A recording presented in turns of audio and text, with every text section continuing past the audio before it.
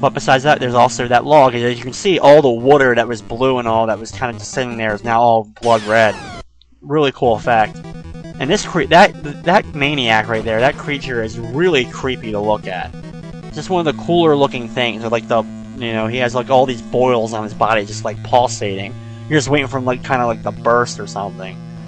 It's actually really, really well done, and actually it's pretty scary. I guess especially then, it could have actually been really scary to look at.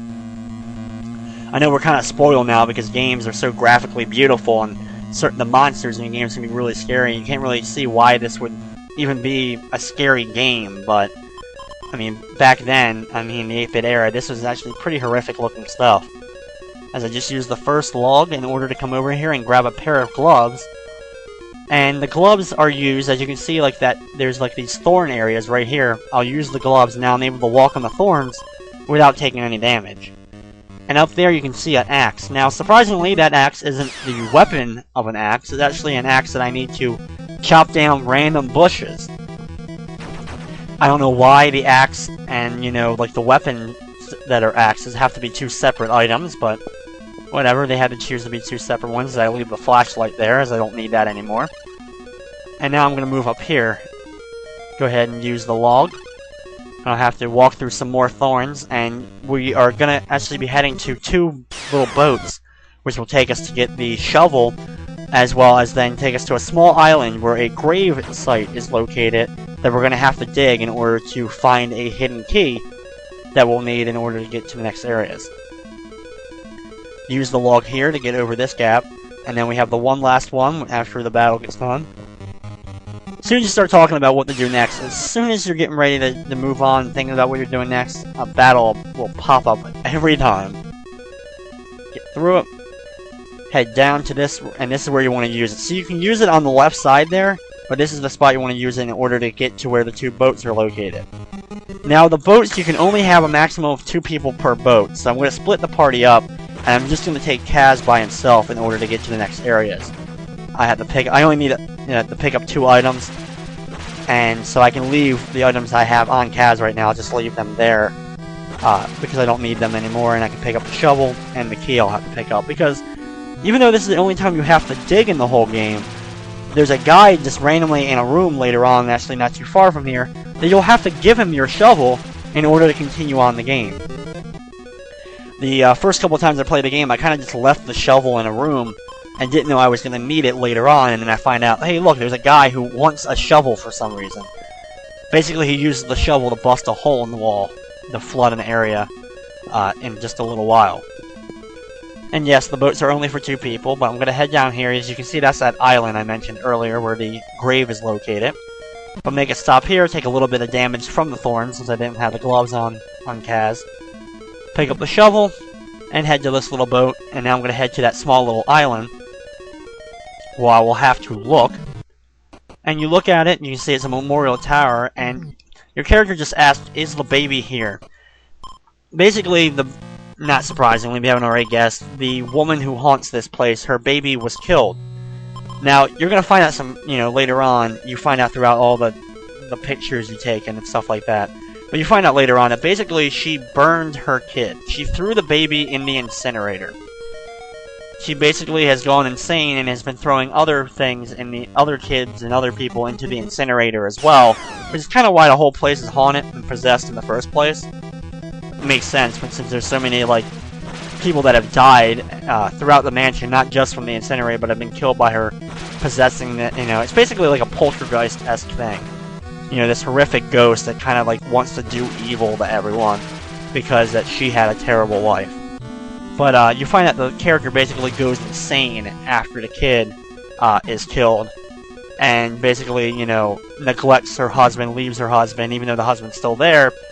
Basically, he, tries to help her, but it ends up not working, and he ends up being a victim as well of the whole ordeal. So that's basically the storyline of the game. Is you're trying to calm down this poltergeist, this ghost, that has haunted this mansion because her baby died, and her marriage has failed, and she goes completely insane.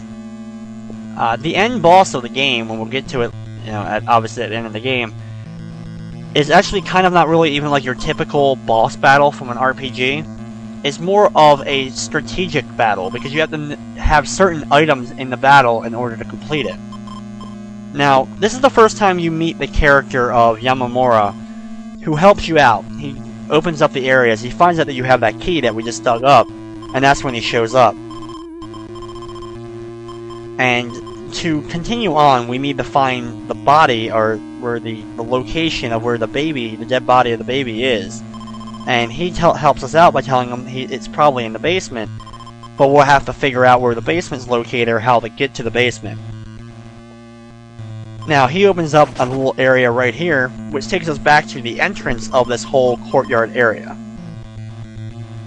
So now, as I'm continuing on with Yamamura, who now gets attacked by a ghost out of nowhere, there's actually some questions about whether or not, because you're finding, when you actually go through and see all the pictures and stuff like that, and if you're wondering why pictures, I'll actually get into that in a second, as I'm going to actually backtrack now with all the characters to kind of get back to that central point where I just was with getting into the basement. First, though, I'm pushing this statue into the blood-filled water in order to get the tool item.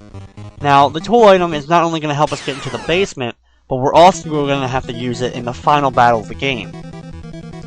Now, like I said, a couple of questions that I really haven't, another things I haven't answered are, like, Yamamura, like, why all of a sudden would he appear? And the other thing is, why would you take pictures of, like, random paintings and stuff in order to continue? And that has to do with actually the story of the game, or the movie, or vice versa. Basically, one of the other reasons why this team comes to investigate really isn't about the possession of the house. It's really about trying to find, like, the last paintings of this famous painter, which is the main ghost, the Mamaya, the ghost that possesses the house, was a famous painter and did all these famous artwork and stuff, but like no one's seen her last works. So the team is really coming here to kind of photograph the last works that she did, and of course it's stuck in this whole horror themed element as well.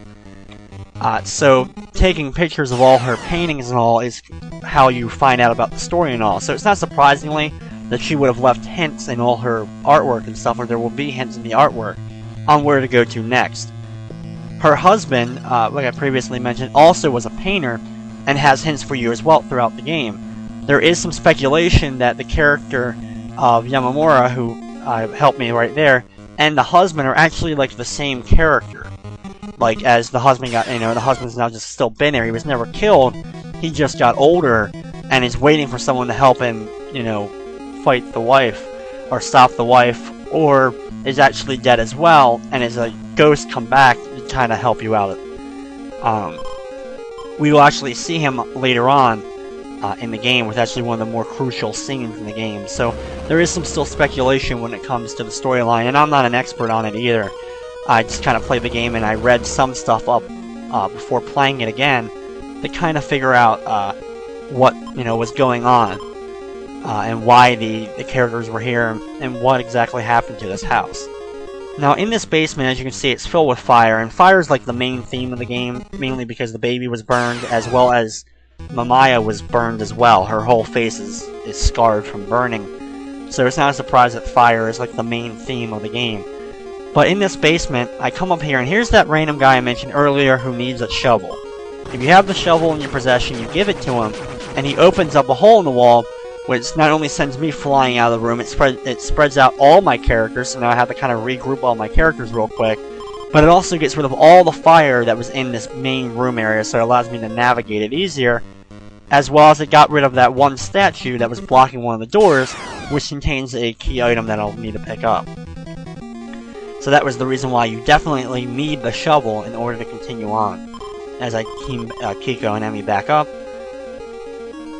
And now I'm going to unlock this door right here, as they made the blatant obvious remark that the statue is now gone. So that's a good thing. I can open it up, and I need actually a plank of wood, so make sure you have at least one piece of wood, which I'll go ahead and pick it up right here to add to my inventory real quick, because you will need it in order to get the gem item, which you need in order to get past a random ghost or flame or something blocking another one of the doors.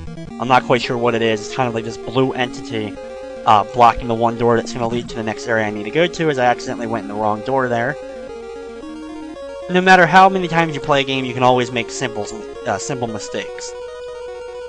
Use the wood here, and there it is. You can see it's a big giant orb, which is the gem item. I'm not sure actually how big it's supposed to be.